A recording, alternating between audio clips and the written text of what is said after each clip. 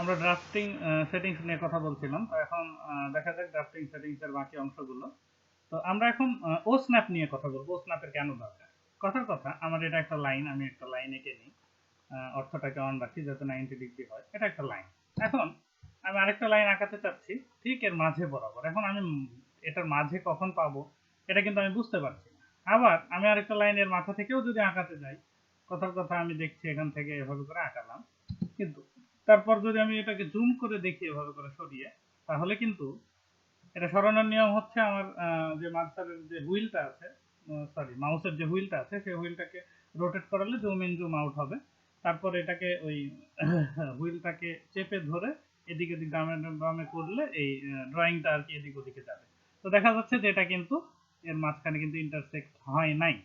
তো এই জাতীয় সমস্যার সলিউশন আমরা কিভাবে করতে পারি? তো জেড এন্টারে এন্টার করি, জেড এন্টার। এই সমস্যার সলিউশন হচ্ছে একটাই, সেটা হচ্ছে যে আমাদের অর্থ ও স্ন্যাপটাকে অন করা। তার আগে আমি এটাকে ডিলিট করব, এর গায়ের উপর ক্লিক দিয়ে পুরোটাকে সিলেক্ট করে দেন এটাকে ডিলিটে চাপ দিব। এখন আমরা করলাম কি, এই যে আরেকটা নিলাম, নিয়ে আমি এটাকে ও স্ন্যাপকে অন করে দিলাম, রাইট? ও স্ন্যাপকে যখন আমি অন করে দিব, তখন দেখেন আমি যখন এই মাথাতে যাচ্ছি তখন কিন্তু সে আমাকে একটা চিহ্ন দেখাচ্ছে, যেটা আমার এন্ড পয়েন্ট বা স্টার্টিং পয়েন্ট। এখানে গেলেও তাই দেখাচ্ছে। আর এর গায়ের উপর যখনই পড়তেছে তখন এরকম একটা চিহ্ন দেখাচ্ছে, এবং মিডিলে গেলে আরেক রকম চিহ্ন দেখাচ্ছে, রাইট? এখন কখন কোন চিহ্ন দেখাবে এটা বোঝার জন্য আমার এখানে একটা রাইট ক্লিক করে লেফট ক্লিক করে সেটিংসে যাইতে হবে। দেন এই যে ও স্ন্যাপের অংশ হচ্ছে অবজেক্ট স্ন্যাপের অংশ এগুলো। তো আমরা যদি F3 টা অন রাখি তাহলে যারা তাড়াতাড়ি কাজ করতে চান তাদের জন্য এই জিনিসটা দরকার। এই হচ্ছে ব্যাপার।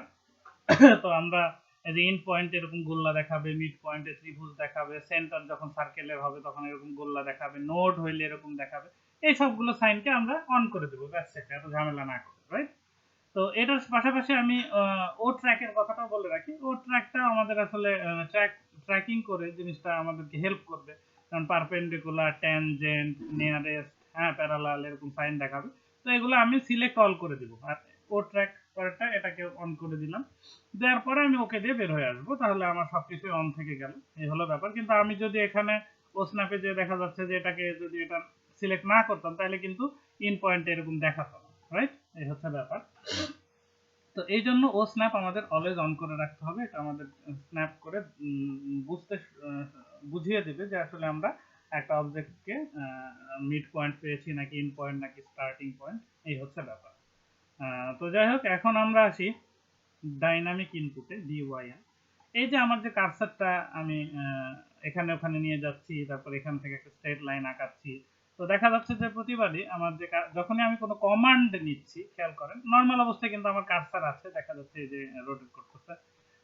এই কার্সারের মাঝখানে একটা চারকোনা কি বলবো, বর্গ আছে আর কি, চারকোনা একটা বর্গক্ষেত্র আছে। তো এই জিনিসটাকে যখনই আমি কোনো কমান্ড দিচ্ছি, যেমন এই লাইনটা যদি আমার আঁকানোর জন্য লাইনে একটা লেফট ক্লিক করি, তাহলে দেখেন আমি তার মানে একটা আমি কমান্ডে আছি। এই কমান্ড যখন নিচ্ছি তখনই কিন্তু আমার এই কার্সারের সাথে আরো কিছু জিনিস উঠছে। একটা হচ্ছে স্পেসিফাই ফার্স্ট পয়েন্ট, তারপর সাদা রঙের মধ্যে একটা জিনিস দেখাচ্ছে, একটা সংখ্যা, তারপর ডান দিকে আরেকটা সংখ্যা, রাইট? তো এই জিনিসটা হচ্ছে ডাইনামিক ইনপুট এটাকে বলে। মানে আমি কথার কথা কোনো একটা রেখা আঁকতে চাই একটা নির্দিষ্ট দৈর্ঘ্যের নির্দিষ্ট অ্যাঙ্গেলে, তখন আমাদেরকে এই জিনিসগুলো ডাইনামিক ইনপুট ব্যবহার করতে করা লাগতে পারে। বেসিক্যালি এটা হলো কোনো পয়েন্টের স্থানাঙ্ক, যেমন এই পয়েন্টে আছে কোঅর্ডিনেটটা কত, এক্স অ্যাক্সিস এবং ওয়াই অ্যাক্সিসের সাপেক্ষে যেখানে দেখা যাচ্ছে স্থানাঙ্কটা, এটা বোঝাচ্ছে। তো আমরা যদি ডিওয়াইএন এর ইয়েতে যাই, সেটিংসে, তাহলে দেখবো যে এনাবল পয়েন্টার ইনপুট, এটা যদি আমি দিই তাহলে পয়েন্টারের মাধ্যমে যে এইটা কত এটা কত এগুলো সে পয়েন্টারের মাধ্যমে ইনপুটটা নিতে পারবে। আর না হলে কিন্তু নিতে পারবে না। তো এটা আমরা এনাবল করে রাখবো অবশ্যই। আর এনাবল ডাইমেনশন ইনপুট হোয়ার পসিবল, এটাকে আমরা অন করে রাখবো। এটা দ্বারা আমাদের কি বোঝাবে যে ডাইমেনশন, যখন আমি এরকম একটা বাঁকা রেখা আঁকাবো তখন এটার লেন্থটা কত এটা ও দেখিয়ে দিবে আর কি। এই হচ্ছে ব্যাপার। তো আমার এখানে আরো অপশনসে যদি আমি যাই, আরো অনেক এই যে আমি এই অপশনসে যাওয়ার পরে এই জিনিসটা দেখাচ্ছে, কারণ আমি একটা কমান্ডে আছি। কমান্ডে থাকা অবস্থা অপশনটাকে এই ডায়ালগ বক্সের অপশনটা ওপেন হবে না। তো আমি কমান্ড থেকে ফার্স্টে বের হই, এই যে এসকেপ প্রেস করলাম, কমান্ড থেকে বের হয়েছি। এবার আমি সরি, ওট্রাক না, আমি যাব হচ্ছে ডিওয়াইএন এ, ডাইনামিক ইনপুট, এখানে গেলাম। এখানে যে এবার অপশনসে চাপ দিলে আসবে, রাইট? এইখানে দেখেন এই যে অটো স্ন্যাপ মার্কার সাইজ, এটাকে আমি ছোট বড় করতে পারি। এরকম করে বড় ছোট করলে ওই যে চার কোণা যেটা বর্গক্ষেত্র, তো স্কোয়ারটা এই জিনিসটা আসলে আমি ছোট বড় করতে পারবো এটাকে ছোট বড় করে। আর এগুলো সবগুলো আমি অন করে দিব, যে কোনটা কোনটা আমার দেখাবে না দেখাবে, মার্কার তোমার দেখানো লাগবে, ডিসপ্লে, অটো স্ন্যাপ, এগুলো দেখাতে হবে। তো এই জন্য আমি এগুলো মোটামুটি সব অন করে দিলে কোনো অসুবিধা নেই। এখান থেকে আমি কালারও সিলেক্ট করতে পারবো। কালারসে গেলে এই যে আমাদের বর্তমান কালার আছে এটা, কেউ যদি মনে করেন না লাল দেবো তো দিতে পারবেন, কোনো সমস্যা নেই, এগুলো নর্মাল সেটিংস। আমি এটাকে বড় ছোট করলে ওই ভেতরের বর্গটা স্কোয়ারটা ছোট বড় হবে, ঠিক আছে, এই হলো ব্যাপার। আর এই যে এটা দিয়ে আমি কিন্তু এর সাইজটাকে বড় ছোট করবো, এই যে চার কোণাটা এটাকে আমরা ছোট বড় করতে পারবো, এই হচ্ছে ঘটনা। তো অনেক সময় আমরা বড় করার প্রয়োজন হতে পারে, হ্যাঁ, খুবই সূক্ষ্ম ড্রয়িং এর ক্ষেত্রে, সেক্ষেত্রে আমরা এই জিনিসগুলো বড় ছোট করতে পারি, এই হলো ব্যাপার। তো আমরা এরপর ওকে দিয়ে বের হয়ে আসলে হবে হলো আমার কাজ মোটামুটি হয়ে যাবে। আর আপনি চাইলে কার্সারের যে সাইজ সেটাও আপনি বড় করতে পারেন। এই ডিসপ্লেতে যাওয়ার পর এই যে কার্সার সাইজ এখানে আছে, ক্রস হেয়ার সাইজ, এই যে এইটা আপনি বড় ছোট করতে পারেন। তো এখানে বিভিন্ন সেটিংস আছে, এগুলো নিজে নিজে দেখবেন যে কি কি হয়। তো বেসিক্যালি যতটুকু আমাদের দরকার, না জানলেই নয়, সেটা আমি আপাতত বললাম। এখন এই অটোক্যাডের বেসিক্যালি সেটিংস এর তো অভাব নেই, এই অটোক্যাড আপনি যত করবেন সেটিংস ততই আপনার আর কি জানবেন, এটা টোটালি প্র্যাকটিসের উপর ডিপেন্ড করছে। তো আমি তো মোটামুটি বললাম যে কোনটা কোনটা লাগে। তো আমি এখানে ওকে দিব না, কারণ ওকে দিলে আমার সব সেটিংস চেঞ্জ হয়ে যাবে। তো আমি জাস্ট বোঝার জন্য বললাম, এই জন্য ক্রস দিয়ে বের হয়ে আসবে, রাইট। তো এগুলো সব এনাবল করে রেখে আমি ওকে করে দিলাম। তাহলে আমার যখনই কমান্ডে নিব তখন কিন্তু আমার এটাতে কোঅর্ডিনেট দেখাবে, রাইট। যেমন আমি এখান থেকে একটা লেখা শুরু করতে গেলে আমি এই যে সাদা রঙের যে জিনিসটা ভ্যারি করতেছে ও কিন্তু দেখাচ্ছে ট্র্যাক করে। আমি যদি এখানে কথার কথা 10 দিই, তাহলে 10 দিয়ে এন্টার দিই, তাহলে 10 দৈর্ঘ্য বিশিষ্ট সে কিন্তু একটা স্ট্রেট লাইন এঁকে ফেলবে। যে ফরেস্ট ক্যাপ্টেন, এই যে এটা দৈর্ঘ্য হলো 10। আপনি বিশ্বাস না করলে এটা দৈর্ঘ্যটা এইভাবে করে মেপে দেখতে পারেন। এখানে একটা দেন, এখানে একটা দেন, দেখেন এটা হচ্ছে 10 ইঞ্চি দেখাচ্ছে, রাইট। এই হলো ডাইনামিক ইনপুটের কাজ। তো এটাকে আমরা ইয়ে করে রাখবো, মোটামুটি এটাই হচ্ছে ব্যাপার। তো আমাদের লাস্টে যে টপিক সেটা হচ্ছে এই যে লাইন উইথ। এটা হচ্ছে আমাদের এই যে লাইনগুলো আঁকছে এগুলোকে চিকন মোটা করার ব্যাপার। তো এই লাইন উইথটাকে আমি অন করে এখানে সেটিংসে যদি যাই, তাহলে দেখেন এই যে ডিসপ্লে লাইন উইথ, এখানে মিলিমিটার নাকি ইঞ্চি, সেখানে বিভিন্ন সেটিংস আছে। এখানে চাইলে আপনি এগুলা মানে যে কোনোটা সিলেক্ট করতে পারেন, তাহলে আপনার লাইনগুলো মোটা চিকন হবে। এগুলো যেমন আমি যদি এটাকে সিলেক্ট করি ওকে দিই, দেখেন এগুলো অনেক মোটা হয়ে গেছে, রাইট।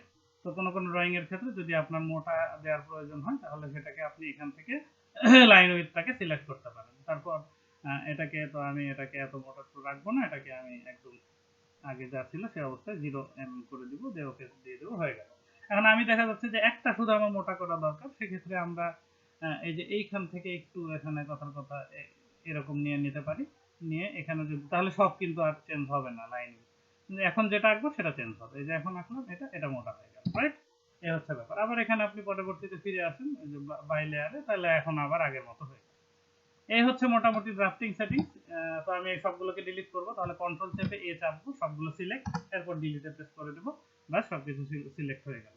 তাহলে লাইন উইথ, ডাইনামিক ইনপুট, ওস্ন্যাপ, ওট্র্যাক, এগুলোই হচ্ছে আমাদের মেইনলি জরুরি ড্রাফটিং সেটিংস, এবং এগুলো সবকিছু আমাদের মাথায় রাখতে হবে। তবে সবচেয়ে ইম্পর্টেন্ট হচ্ছে আপনার ওস্ন্যাপ, অর্থ, পোলার, এই তিনটা হচ্ছে সবচেয়ে ইম্পর্টেন্ট। ওস্ন্যাপ আপনি যদি কখন অন করতে হয়, কখন অফ করতে হয়, কখন লাগে না লাগে এটা না বুঝেন, তাহলে আপনি ড্রয়িং আঁকাতে পারবেন না। ঠিক একই রকম ভাবে আপনার অর্থ কখন অন করতে হয়, অফ করতে হয়, এটা আপনি যদি ঠিক মতো না বুঝেন, তাহলে আপনার ড্রয়িং আঁকাতে অনেক সময় লাগবে। পোলারের ক্ষেত্রে একই অবস্থা। তো এই সবগুলো জিনিস ড্রাফটিং সেটিংস গুলো আপনার মাথায় রাখতে হবে। এগুলো আমি ড্রয়িং করার ক্ষেত্রে বলবো না, পরের অংশগুলোতে। যেমন আমি কখন অর্থ অন করব, কখন অফ করব, আমি জাস্ট বলে নিব এভাবে যে আমি অর্থটাকে অন করলাম বা অর্থটাকে অফ করলাম, আমি ওস্ন্যাপটাকে অন করলাম বা ওস্ন্যাপটাকে অফ করলাম, পোলারটাকে অন করলাম বা অফ করলাম। আমি বলেছিলাম পোলার আর অর্থ একসাথে অন থাকে না, একটা অন করলে একটা অফ হয়ে যায়, এই হচ্ছে ব্যাপার। তো আমি যখন এখানে একটা লেফট ক্লিক দেবো তখন এটা বসে যাবে, বসে যাওয়া মানে অন, আর উঠে যাওয়া মানে হলো অফ, যেমন এটা অফ আছে ডাইনামিক ইনপুট। এই হলো ব্যাপার মোটামুটি। তো আমাদের এই কয়টা ড্রাফটিং সেটিংস জানলে আমরা যে কোনো ড্রয়িং মোটামুটি আঁকাতে পারবো, এই হচ্ছে ব্যাপার। তো থ্যাংক ইউ ভেরি মাচ।